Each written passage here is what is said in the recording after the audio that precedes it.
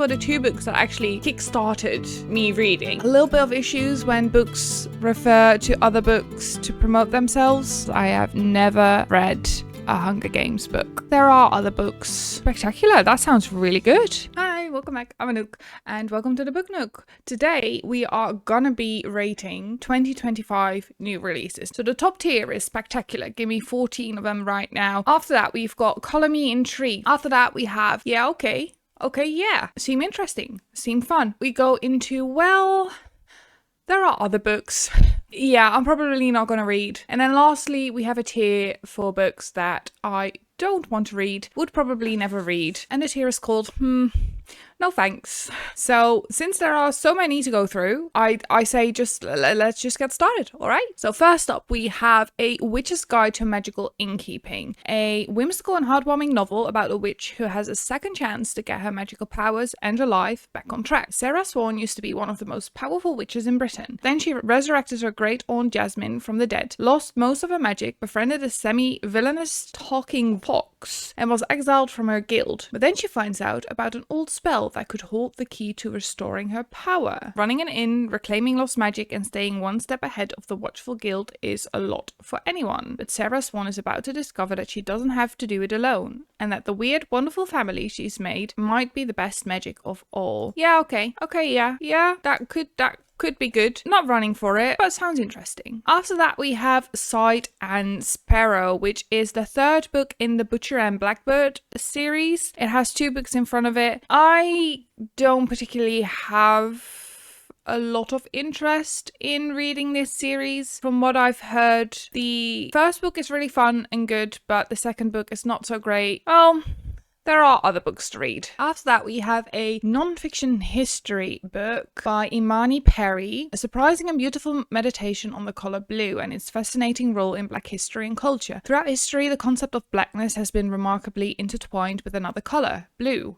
In daily life, it's evoked in countless ways. Blue skies and blue water offer hope for that which lies beyond the current conditions. But blue is also the color of deep heartache. In this book, celebrated author Imani Perry uses the world's favorite color as a springboard for riveting emotional, cultural, and spiritual journey, an examination of race and blackness that transcends politics and ideology. Oh, color me intrigued. I had not heard of this book. This is expected on January 28th. I am very intrigued with this book. I am going to add that to my want to read list. That sounds really, really interesting. Next up, we have a YA fantasy, Where Shadows Meet. This is a new series coming out in April. The dark and thrillingly romantic debut vampire fantasy that questions what it truly means to sacrifice love. You have no idea what I've done for love, just as you have no idea what you may one day do. Set in the aftermath of a war between vampires, humans, and the gods that created them, Trees Catwall's devastatingly romantic fantasy debut, Where Shadows Meet, centers the heart-wrenching pain of loss and the struggle of self-discovery to ask, do we choose our fates, or do our fates choose us? Okay, so we've got vampires, humans, and gods in a war. Debut novel. Yeah, I'd say Color Me Intrigued.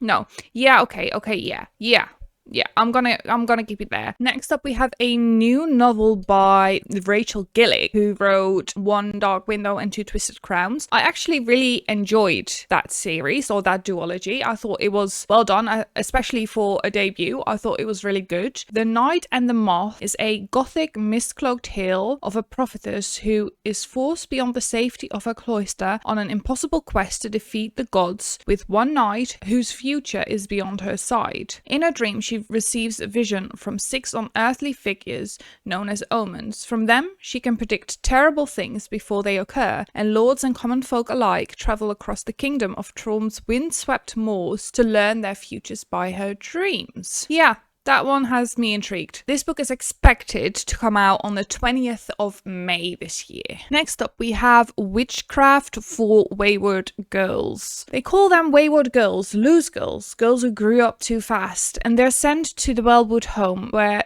unwed mothers are hidden by their families to have their babies in secret, give them up for adoption, and most important of all, to forget any of it ever happened.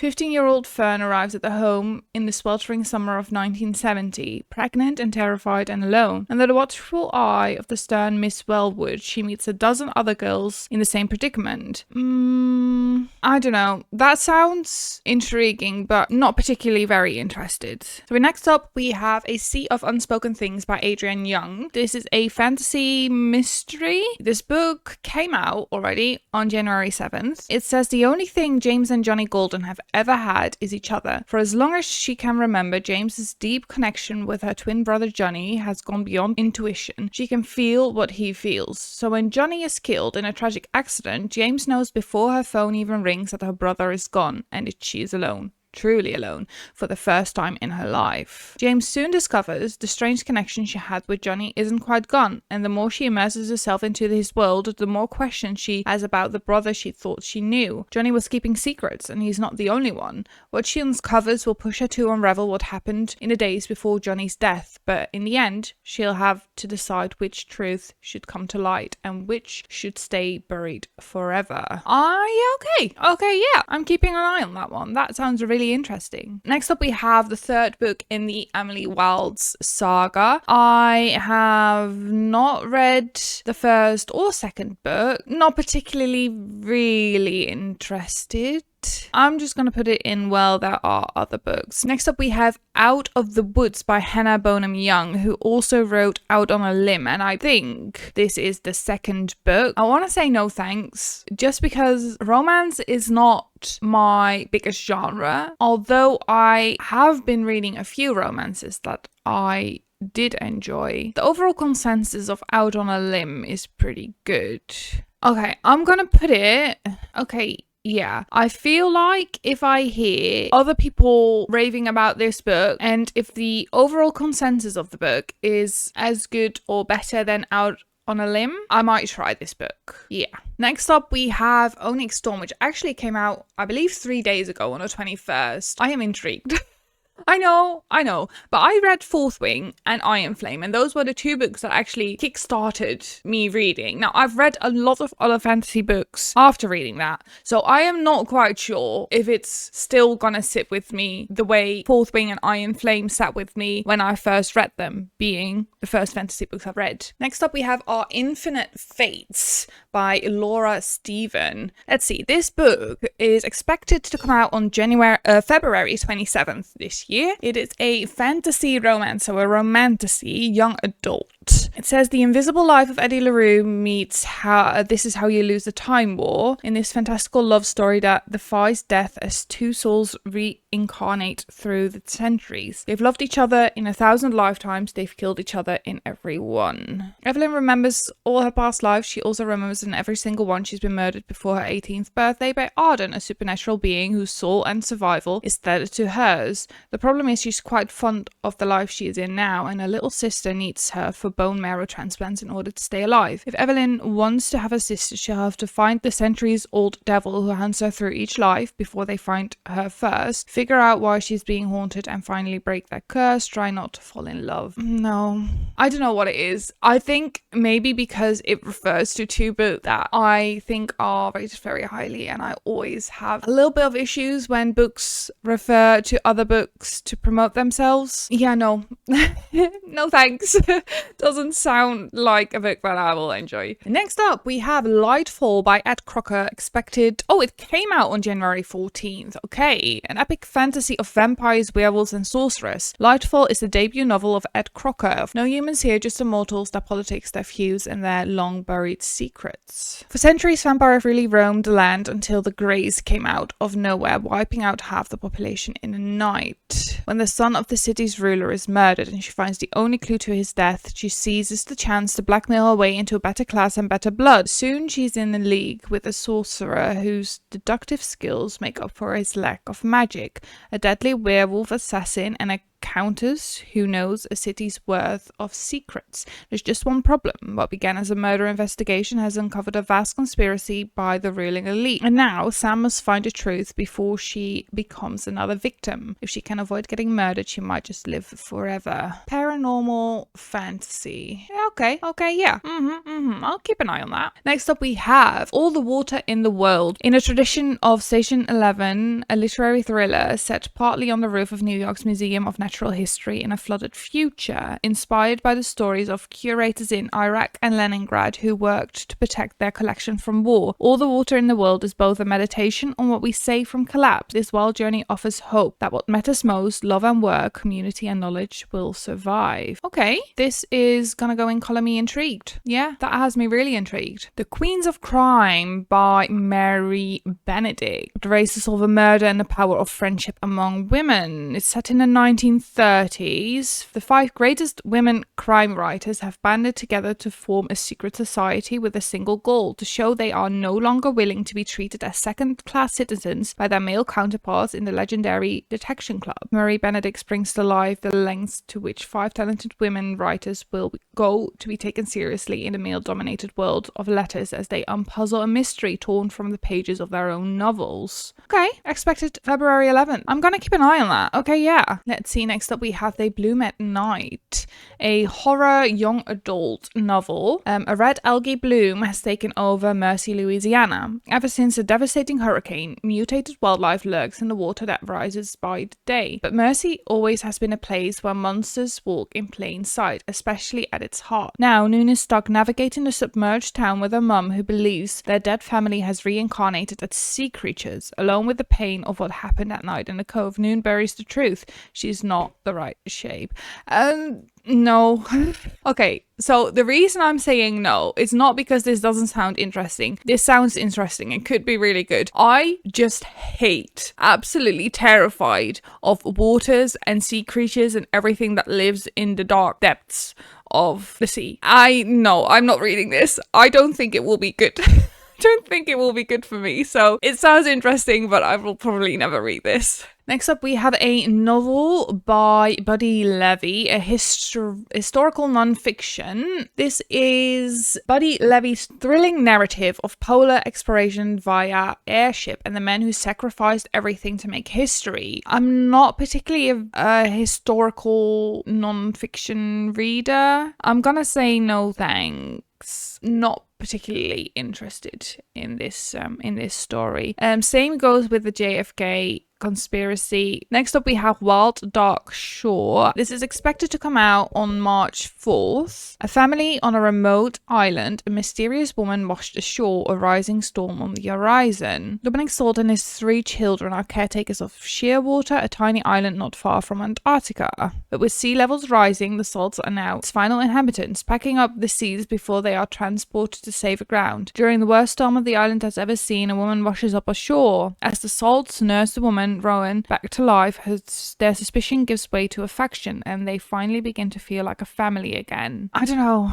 Again, all these summaries sound interesting, but realistically thinking about it, I don't think I'm gonna read this. I don't think I am. Next up we have Beautiful Ugly by Alice Feeney, which is a fairly popular thriller author. This actually came out on January 14th. Grady Green is having the best day of his life. Grady calls his wife to share some exciting news as she's just driving home. He hears Abby slam on the brakes, get out of the car, and then nothing. When he eventually finds her car by the cliff edge, the headlights are on, the driver door is open, her phone is still there, but his wife has disappeared. Wives think their husbands will change, but they don't. Husbands think their wives won't change, but they do. Calling me intrigued. I want to read it. It seems interesting. Let's see, we have a book by Meryl Wilsner, My Best Friend's Honeymoon. Spicy romance where 2 lifelong best friends go on a non-refundable honeymoon together and discover something to find happily ever after. Elsie has been engaged to her college boyfriend for a year and a half. Ginny has been in love with Elsie for almost a decade and a half. When Elsie discovers her fiancé already planned their wedding and honeymoon as a surprise, and she's expected to be in a white dress in 7 days, she swiftly realizes she let herself be become too comfortable with a future she never wanted. She breaks things off and a week later is on a plane to the Caribbean for her non-refundable honeymoon with her best friend Ginny instead. What started choosing activities and taking selfies soon turns to toe curling, kisses, and much, much more. What happens when the honeymoon is over? This seems to be a lot of spice. I'm not particularly one to read a book purely for spice. No, thank you. I'm not going to read that. This is, by the way, expected to come out on April 29th. Nina Veal, Listen to Your Sister, a horror thriller. 25-year-old Keller Williams is struggling since becoming a guardian to her brother Jamie. Keller is overwhelmed and tired of being the one who makes sacrifice to keep the family together. Jamie, full of good-natured 16-year-old recklessness, is usually off fighting for what matters to him or getting into mischief. When Jamie's actions at a protest spiral out of control, the siblings must go on a run, taking refuge in a remote cabin that looks like it belongs in a slasher movie poster rather than an Airbnb. The siblings now face a new threat where their lives and reality hang in the balance. Their sister always warned them about nightmares. They really should have listened. Okay, I get scared easily. I like thrillers. I like psychological thrillers. Horror, on the other hand, not really my vibe. Not really my thing. Let's see. When the Moon Hits Your Eye. This is a sci-fi fiction coming out March 25th. It's a whole new moon. One day soon, suddenly and without explanation, the moon as we know it is replaced with an orb of cheese with the exact same mass. Oh, hello. No thanks. Not interesting. Something in the walls already sounds like something that I'm not interested in. Am I gonna judge it purely on the cover and the title? Yes, I am. I think I'll be paranoid for a good year after this. We have a memoir, You Never Believe Me, A Life of Lies, Second Tries and Things I Should Only Tell My Therapist by Carrie Farrell. Adopted at a young age by a Mormon family in Utah, Carrie struggled with questions of self-worth and identity as one of the few Asian Americans in an insulated community, leading her to run with a bad crowd in an effort to fit in. And before she knew it, Carrie graduated from petty theft into Utah's most wanted list. No. Well, I'm gonna say, there are other books.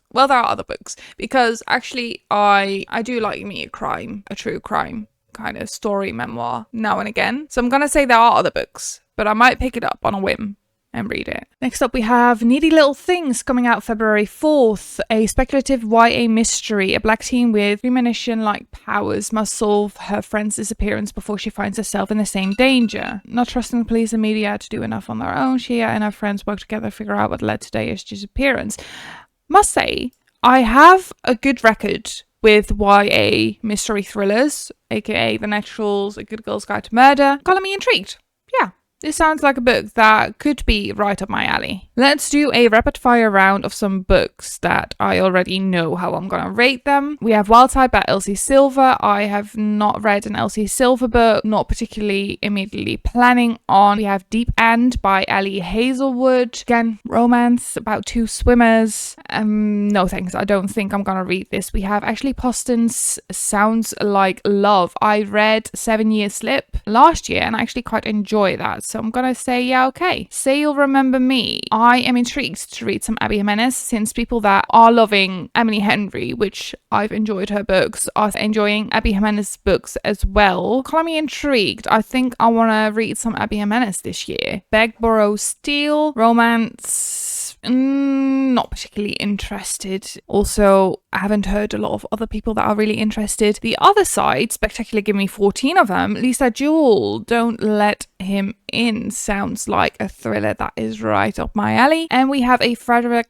Bachman book, an author that I have really, really enjoyed. I've read a man called Ove. Yeah. Frederick Bachman is an author that I enjoy, so Spectacular. Give me 14 of them, please. We have Oathbound, which I'm going to put in Color Me Intrigued. The Legendborn series is a series that I am intrigued by reading. This is, I believe, the third book. Color Me Intrigued. Calabasas by R.F. Kuang. Spectacular. Give me 14 of them. The Primal of Blood and Bone by Jennifer Armentrout. There are other books. This is a continuation of the From Blood and Ash. No, you know what? I'm gonna say no thanks. Another one that I'm gonna put a little bit low is Sunrise on the Reaping. And you know why? Because I have never read a Hunger Games book. Another book that I can quite easily put somewhere is The Crash by Frida McFadden. I've read The House Made by her. I just don't think her writing is for me. I don't think her writing is something I enjoy. So yeah, no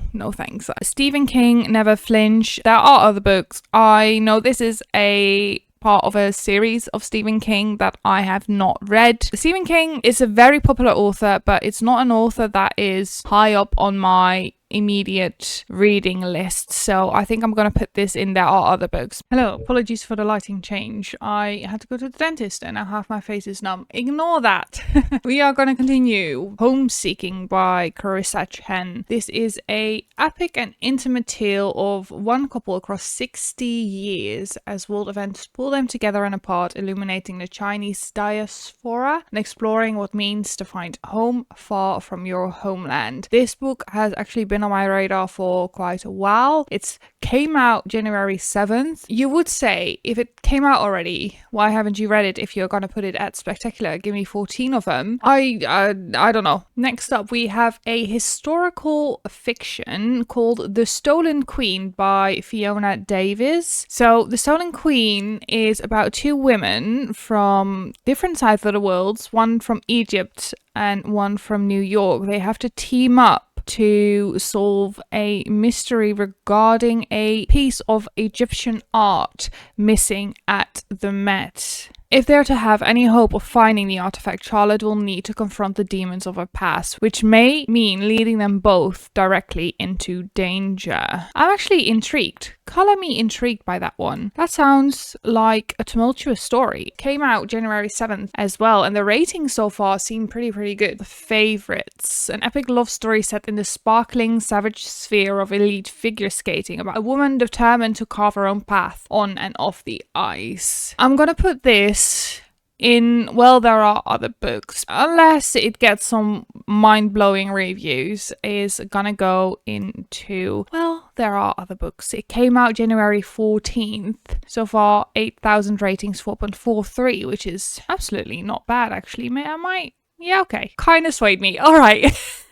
On to the next. We have Water Moon. Let's see. Water Moon also came out already on January 14th. It is written by Samantha Soto Yambao. A woman inherits a pawn shop where you can sell your regrets and then embarks on a magical journey when a charming young physicist wanders into the shop in this dreamlike and enchanting fantasy novel. On a back street of Tokyo lies a pawn shop, but not everyone can find it. Most will see a cozy ramen restaurant, and only the chosen ones, those who are lost, will find a place to pawn their life choices and deepest regrets. Hannah wakes on her first morning as the pawn shop's new owner to find it ransacked, the shop's most precious acquisitions stolen, and their father missing. And then into the shop stumbles a charming stranger, quite unlike its other customers, for he offers to help instead of seeking it. Together they must journey through a mystical world to find Hannah's father and the stolen choice by way of rain puddles, rides on paper cranes, the bridge between midnight and morning, and the night market in the clouds. But as they get closer to the truth, Hannah must reveal a secret of her own and risk making a choice that she will never be able to take back. Okay, yeah. This could go either way, which is why I'm putting it in the middle. This could turn out to be a really interesting story. This could also run the other way. So yeah. Next up we have Immortal, and I'm gonna put this immediately into Color Me Intrigue. This has been on my want to read list as I saw it come up a little while back on Goodreads, and it has captured my interest. After that we have The Devils by Joe Abercrombie. The Devils is the first in a series, so it's going to be a series. Okay, it's a fantasy horror. Holy works sometimes require holy deeds. Brother Diaz has been summoned to the sacred city, where he is certain of commendation and grand holy assignment awaits him. But his new flock is made of unrepentant murderers, practitioners of ghastly magic and outright monsters, and the mission he is tasked with will require bloody measures from them all in order to achieve its righteous end. With a hellish journey before him, it's a good thing Brother Diaz has the devil on his side. Okay, yeah, okay. Hearing fantasy horror, I wasn't entirely captivated. I had no idea what to think of that, but that actually sounds right up my alley. The Starlight Air by Amali Howard. Oh, this has a very big summary. Okay. Be ready for a deadly contest for a bride, mistaken identities, hidden magic, and secrets that will keep you guessing until the end. A bladesmith blessed by the stars, a prince with a dangerous secret, a god bound in shadows. When the gold-dusted court invitation arrives, Soraya believes it's a joke. Nobles might seek a skill as a bladesmith. She's no qualifications for as a potential bride for the crown prince, but still the invitation is a chance at adventure and the means to finally visit the capital city her late mother loved. And rebels attack. They find themselves on the run, trying to deny their shimmering attraction and the knowledge that Soraya herself might be the Star Keeper. But Roshan is guarding secrets of his own, and with no control over the power stirring within her, Soraya has drawn the attention of a dark god, an immortal whose interest might be the biggest threat of all. There are other books. Reading that makes me think this is gonna be a running and getting chased kind of fantasy, which is not particularly my favorite kind of fantasy. So next up, we're gonna do a few that I already know. Great Big Beautiful Life by Emily Henry is gonna go into Color Me Intrigued. We have Rebel Witch. I'm gonna put in spectacular, give me 14 of them right now, because I've heard so many amazing things about Crimson Moth. I still am yet to read it. The way people speak about it, I actually should have already read it. And then we have Bury Our Bones in Midnight Soil by V.E. Schwab. Now, I've never read a book by V.E. Schwab, but I'm going to put it in spectacular, give me 14 of them, because I just heard some amazing things by some people that I dearly trust. So when this book is going to come out, I will probably be reading it as soon as possible. Now we have one from No Thanks, Watch Me, which is, I believe, a continuation of the Shatter Me series. I have not read the Shatter Me series. I have no interest in reading the Shatter Me series, so this one is going to go into No Thanks. A Curse Carved in Bone.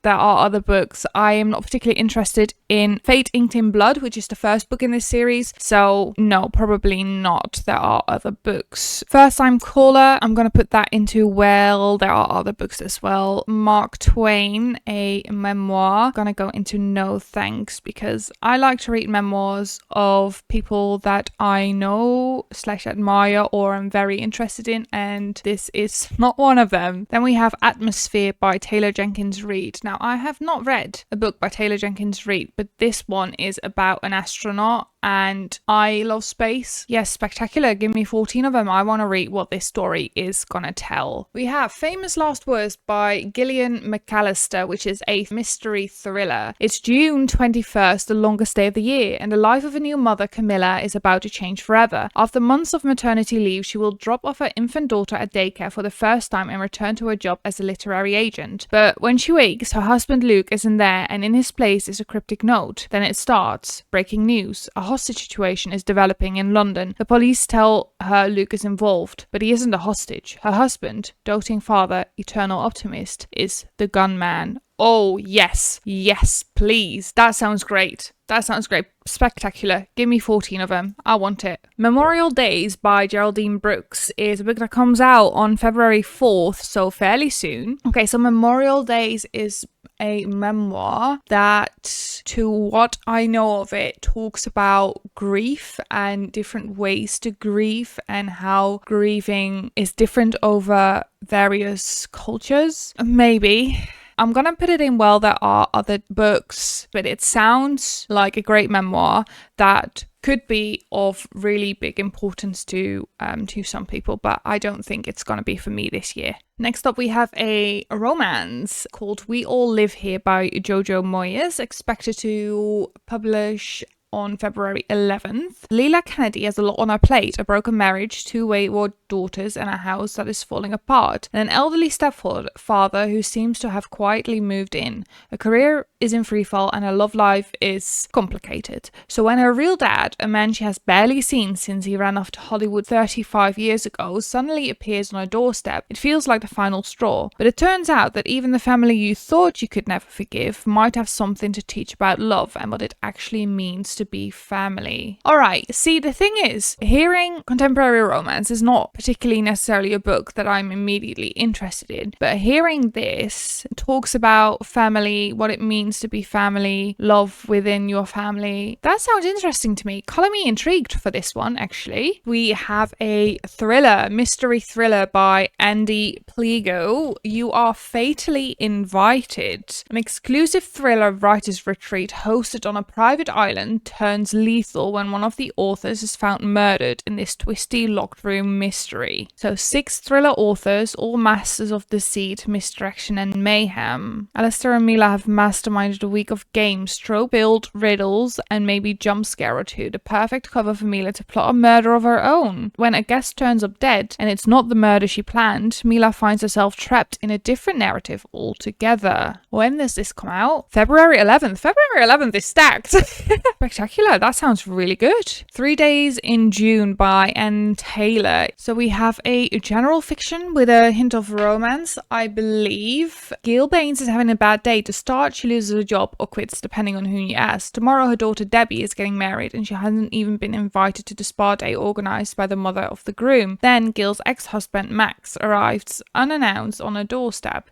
carrying a cat, without a place to stay and without even a suit. But the true crisis lands when Debbie shares with her parents a secret she has just learned about her husband-to-be. It will not only throw the wedding into question, but also stir up Gail and Max's past, told with deep sensitivity and a tart sense of humor, full of the joys and heartbreaks of love and marriage and family. There are other books that doesn't immediately intrigue me very much. So next up we have a fantasy called Black Woods Blue Sky by Eowyn Ivy and Ruth Hubert. Oh, that's the illustrator. Oh, is it an illustrated book? Okay, that's interesting.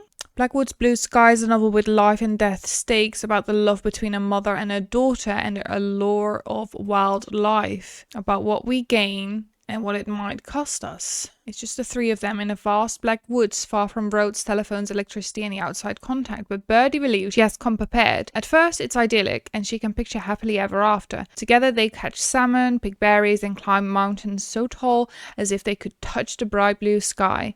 But soon, Birdie discovers that Arthur is something much more mysterious and dangerous than she could have ever imagined, and that, like the Alaska wilderness, a fairy tale can be as dark as it is beautiful. Color me intrigued for that one.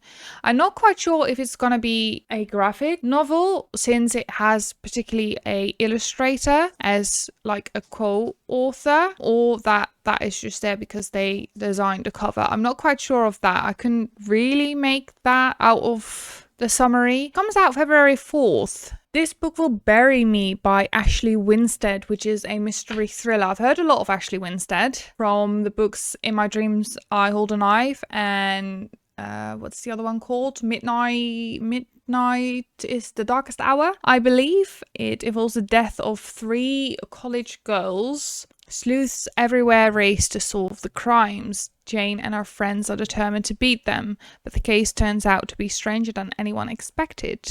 Details don't add up, police are cagey, and there seems to be more media hype and internet theorizing than actual evidence. When Jane and her sleuths take a step closer, they find that every answer only begs more questions. Something is not adding up, and they begin to suspect their killer may be smarter and more prolific than any they have faced before. Placing themselves in the center of the story starts to feel more and more like walking into a trap. Spectacular. Spectacular. I love myself a good thriller, and that sounds like a good thriller. That comes out March 25th. Good Dirt is a book written by Charmaine Wilkerson. It is a historical fiction. It says the daughter of an affluent black family pieces together the connection between a childhood tragedy and her beloved heirloom in this moving novel from the New York Times bestselling author of Black Cake. When 10-year-old Abby Freeman heard the gunshot time stopped, and when she saw her brother Baz laying on the floor surrounded by the shattered pieces of a centuries-old jar, life as Abby knew it shattered as well. Voyeuristic pull toward the public. So Abby flees to France, only for her past to follow her there. And as she tries to process what happened, she begins to think about the other loss her family suffered on that day 18 years ago. The stoneware jar that had been in their family for generations, brought north by an enslaved ancestor. But little does she know that a handcrafted piece of pottery held more than just her family's history. It might also hold the key to unlocking her own future. Comes out January 28th, so very close. Yeah. Okay, yeah. I'm gonna keep an eye on that. I'm gonna hear what the general consensus of the book is. Plot sounds interesting. It just has to be executed well. So I'm gonna wait on some reviews. We have A Drop of Corruption, which is a second book of The Shadow of the Leviathan. First book is The Tainted Cup. Personally, I have not heard a lot about this, but let me read what The Tainted Cup is about. Yeah, I'm gonna say there are other books. I just read the summary of the first book, The Tainted Cup. I'm not sure. Yeah, I don't think that's high up on my list of want to reads. Next up, we have a sci-fi. Oh, this came out already. This is 2024. This one doesn't count. Next up, we have a non-fiction health book. Andrew Huberman. I am not interested in this. I am so sorry. Next, we have The Unworthy. The Unworthy is a horror. I'm so sorry, but I get really easily scared and I like to sleep at night. So no thanks for that one. Promise, we are on the end. We have another horror, a gothic horror. Yeah, I'm just gonna go with the same thing. Horror is just not my genre, so no thanks. Let's see, The Bright Years is a book that comes out on April 22nd. One family, 4 generations, a secret son, a devastating addiction. A Texas family is met with losses and surprises of inheritance, but they are unable to shake the pull back toward each other in this big-hearted family saga, perfect for readers of Mary Beth Keane and Claire Lombardo. This is a literary fiction. Tender, true-to-life novel that explores the impact of each generation and family torn apart by a tragedy, but over time restored by the power of grace and love. Yes, that sounds really interesting. Color me intrigued. The Harder I Fight, the More I Love You is a memoir that comes out on January 28th. An unforgettable portrait of an extraordinary life, one forged through a poverty-stricken childhood in slummy one-horse towns. Obsessive desire, bursts comedy, and indispensable friendships, reflecting on the way art, music, and deep connection to the nature helped her on a singular journey to become a beloved Grammy-nominated artist. It is a memoir by Nico Case, which is one of music's most influential artists. Yet, I am not very interested.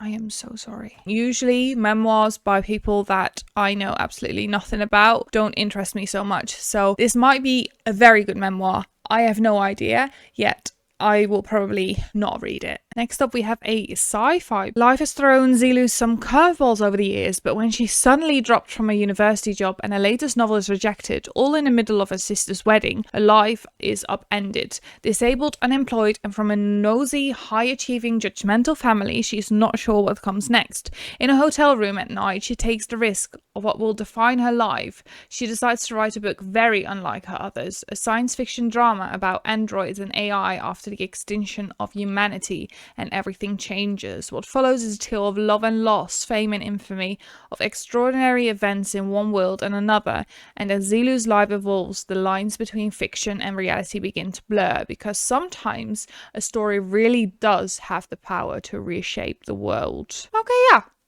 yeah, I can see that is a interesting plot. I'm gonna wait for some reviews to come in because it just came out on January 14th. It sounds very intriguing. It sounds like something that could really be up my alley, but I need to hear from some people what they thought about it and if it is worth their time and if they enjoyed it. So it's gonna go in the middle for now, but as time goes on, it could be that this moves up the ranking. The River's Daughter is a non-fiction memoir by Bridget Croker, an inspiring memoir about overcoming hardship and coming into her own through her relationship with the river she has known. I feel like I'm such a bore with ranking all these memoirs in the no thanks. I swear it's not that I don't want to learn about other people's life. There have been many memoirs that I have found very intriguing and very interesting, yet none of these really seem to grab me. A chilling historical novel set in the American West in 1912 following a Lutheran priest who transcribes the life of a vampire who haunts the fields of a Blackfeet reservation looking for justice. A diary written in 1912 a Lutheran pastor is discovered within a wall. What unveils is a slow massacre, a chain of events that go back to 17 Blackfeet dead in the snow, told in transcribed interviews by Blackfeet named Goodstab, who shares the narrative of this particular life revenge story written by one of the new masters of horror. Nothing about that plot really sounded very interesting to me. My apologies. Next up, we have a science fiction book coming out on March 25th. A woman dives into her husband's memories to uncover a decades-old feud threatening reality itself in this staggering techno-thriller. Maggie Webb has lived the last decade caring for her elderly husband Stanley, as memory loss gradually erases all the beautiful moments they created together. It's the loneliest she's ever felt in her life. When a mysterious stranger named Hassan appears at the door, he reveals a shocking truth. Stanley isn't losing his memories. Someone is actively removing them to hide a long-buried secret from coming to light. Led by Hassan and his technological marvels, Maggie breaks into her husband's mind, probing the depths of his past in an effort to save him. The deeper she dives, the more she unravels a mystery spanning continents and centuries, each layer more complex than the last. But Hassan cannot be trusted. Not just memories are disappearing, but pieces of reality itself. If Maggie cannot find out what Stanley did all those years ago and what Hassan is after now, she risks far more than her husband's life. The very course of human history hangs in the balance. Yes, please. Give me 14 of those right now. That sounds amazing. I have put way too many books in this list. All right, we have The Listeners. This is a book that I'm going to put in. Okay. The Listeners sounds very, very interesting. Next up, we have a contemporary young adult romance. After getting rejected by every single Ivy League she applied to, falling short of all her Asian immigrants' parents' expectations, 17-year-old Jana Chan makes a wish to become her smarter, infinitely more successful Harvard-bound cousin, Jessica Chen, only for a wish to come true. Literally. Now trapped inside Jessica's body with access to Jessica's most private journals and secrets, Jenna soon discovers that being the top student at the elite academy isn't quite what she imagined. Worse, as everyone, including her own parents, start having trouble remembering who Jenna Chan is, or if she ever even existed, Jenna must decide if playing the role of the perfect daughter and student is worth losing her true self forever. In and of itself, that sounds really interesting, but I have no idea how this is a romance. I'm gonna say yeah, because I'm gonna wait for some reviews, because that does not sound like a romance to me. It comes out January 28th, so very soon, so we're gonna know very soon whether this is good or not. Next up, we have a mystery thriller, The Bachelorette Party by Camilla Stan. On a remote craggy island nestled off the coast of Sweden, 4 friends, Tilly, Anna, Linnea, and Evelina, meet every year. Best friends since childhood, the idea is to drink beer, dance by the water, and shake off the weight of life expectations. One night of reckless fun and secret sharing, and then they turn to their normal lives. 10 years later, Tessa has been consumed by the story of 4 friends who disappeared on their annual trip to a remote island together. A true crime Trevor turned into a wildly popular podcast. Tessa urgently covered Sweden's most gruesome cases, could never find the answers behind what happened to these women who disappeared, leaving a few maddening clues but no concrete answers. Spectacular. Give me 14 of that right now. Yes, please. This comes out June 10th, so it's a little bit of a wait, but that sounds really, really interesting. The Memory Collectors is a sci-fi novel of 4 strangers that time travel to the past and find themselves stuck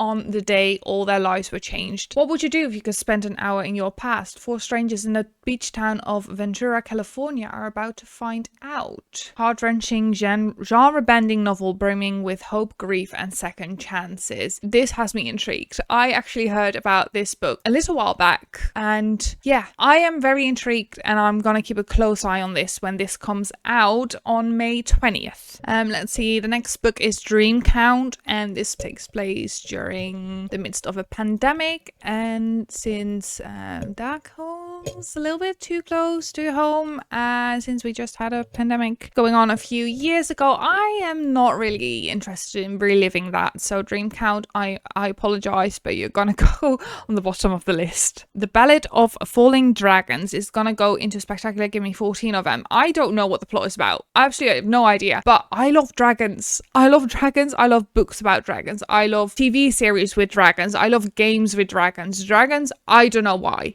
I have no idea what it is about dragons, but I love dragons. So anything regarding dragons, I will be reading and I will be excited about. Also, Sarah A. Parker is an author that I've heard quite a lot about. So yeah, spectacular. Give me 14 of them. I'd like it. The Dream Hotel by Laila Lalami. It comes out on March 4th and is a science fiction book. And she's written a riveting and utterly original novel about one woman's fight for freedom set in a near future where even dreams are under surveillance, not civilians. Surveillance. Sarah has just landed at LAX, returning home from a conference abroad when agents from Risk Assessment Administration pull her aside and inform her that she will soon commit a crime. Using data from her dreams, the RAA's algorithm has determined that she is at immediate risk of harming the person she loves most, her husband. For his safety, she must be kept under observation for 21 days. Her stay is extended. Months pass and Sarah seems no closer to release. Then one day, a new resident arrives, disrupting the order of the facility and leading Sarah on a collision course with the very companies that have deprived her of her freedom. Okay, yeah, that sounds interesting.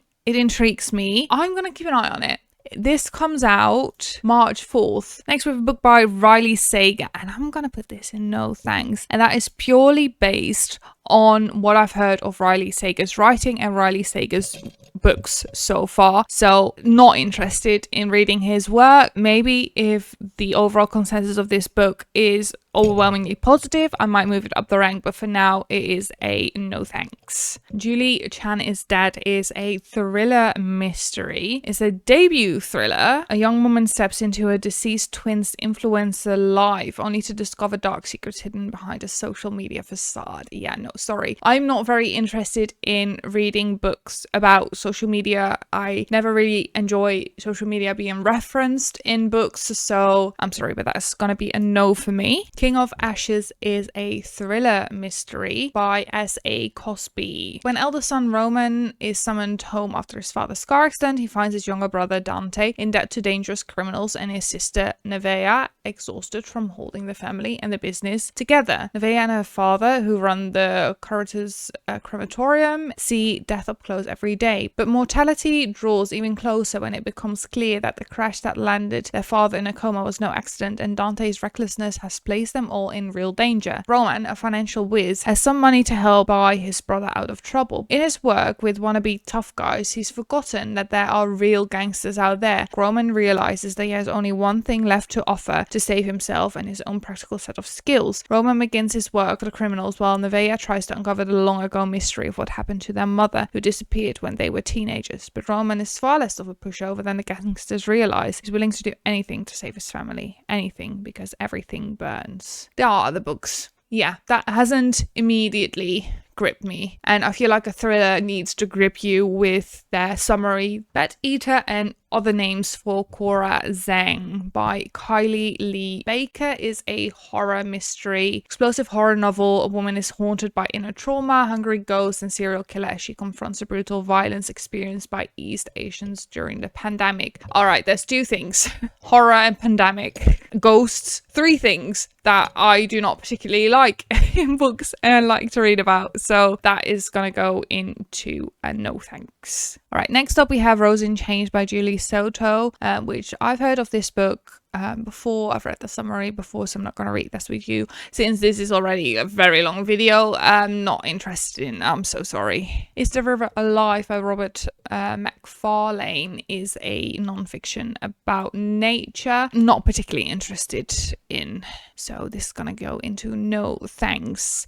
And then Everything is Tuberculosis by John Green is another book that I'm not particularly interested in, so that is going to go into no thanks as well. Next up we have The Names by Florence Knapp. It's a debut which comes out May 6th. It's a historical fiction. In the wake of a catastrophic storm, Cora sets off with her 9-year-old daughter, Maya, to register her son's birth. Her husband, Gordon, a local doctor respected in the community, but a terrifying and controlling presence at home, intends for her to name the infant after him. But when the register asks what she'd like to call the child, Cora hesitates. Spanning 35 years, what follows are 3 alternate and alternating versions of Cora and her young son's life, shaped by the choice of a name. The Names explores the painful ripple effect of domestic abuse, the messy ties of a family, and the possibilities of autonomy and healing, with exceptional sensitivity and depth. Okay, yeah, I'm gonna keep an eye on that. Next up is another debut, The Original Daughter. The Original Daughter talks about two girls that unexpectedly appear to be siblings. They grow closer and must navigate the intensity of life when a stinging betrayal estranges them from each other. Genevieve must weigh the value of ambition versus familial love, home versus the outside world, and allegiance to herself versus allegiance to the people who made her who she is. It's a story of a family and its contention with the rolling chances of our rapidly modernizing winner-take-all world. Major literary debut, rife with emotional clarity and searing social insight. Color me intrigued. That comes out May 6th. Let's see, next up we have The Emperor of Gladness by Ocean Vuong. Following the cycles of history, memory, and time, it shows the profound ways in which love, labor, and loneliness form the bedrock of American life. At its heart is a brave epic about what it means to exist in the fringes of society and to reckon with the wounds that haunt our collective soul. The ability to twin grit with grace through tenderness are on full display in this story of loss, hope, and how far we would go to possess one's life's most fleeting mercies a second chance. Yeah, okay. Okay, yeah. Not one that I'm immediately really intrigued. It comes out on May 13th. And then lastly, we have The Man Made of Smoke. This is a book by Alex North. It is a mystery thriller. It's a serial killer thriller, that is. Dan's life has been haunted by the crime he witnessed as a child, narrowly escaping an encounter with a notorious serial killer. He has dedicated his life since to becoming a criminal profiler, eager to seek justice for innocent victims. So when his father passes away under suspicious circumstances, Dan revisits his small island community, determined to uncover the truth about his death. Is it possible that the monster he remembers from his childhood nightmares has returned after all these years? Shock and suspense, emotional, introspective, and utterly terrifying. The story of fathers and sons, shadows and secrets, and a fight we all face to escape the trauma of the past. That sounds very, very intriguing. All right, that is my final ranking. So the books that I'm most excited for this year are Don't Let Him In, My Friends, Calabasas, Homeseeking, Rebel Witch, Bury Our Bones in Midnight Soil, Atmosphere, Famous Last Words, You Are Totally Invited, This Book Will Bury Me, Dissolution, The Bachelorette Party, and The Ballad of Falling Dragons. Let me know if you ended up doing this tier ranking as well. If you enjoyed this video, please give it a little like. I would really appreciate that. And subscribe to the channel if you haven't done so already. If you'd like to see me read some of these books potentially, I do reading streams over on Twitch every Monday, Wednesday, and Friday. So feel free to tune in, as well as join the little Discord. We do have a book club over there, and that is going on. We are right now voting for the book to read in February. So, if you're interested, feel free to join. All those links are down below, and I will see you next week with another video. Thank you so much for being here. I appreciate you, and I will see you next time. Bye!